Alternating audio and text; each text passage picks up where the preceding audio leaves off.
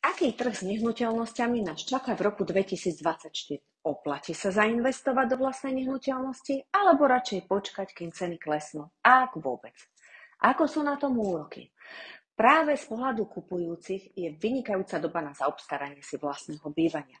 Máme približne o 50% viac možností vybrať si alternatívu podľa vlastných preferencií, teda viac možností, kam by sme sa mohli presťahovať.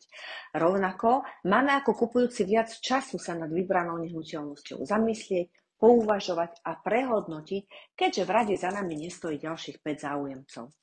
Na základe Európskej centrálnej banky by sa v roku 2024 úrokové sadzby mali pohybovať v rozmedzi 4 až 5,5% s očakávaním menších korekcií ku koncu budúceho roka. Myslím si však, že by sme sa mali s výškou úrokových sadzieb zžiť, pretože keď si to rozdelíme na drobné, úprimne, úrok 1% a menej bol skutočne skvelý, ale nie je zdravý ani nie je dlhodobý.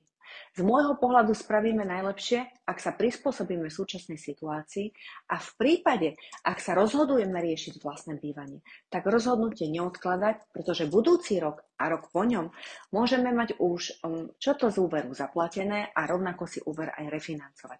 Držím vám peste a prajem krásny a úspešný rok 2024.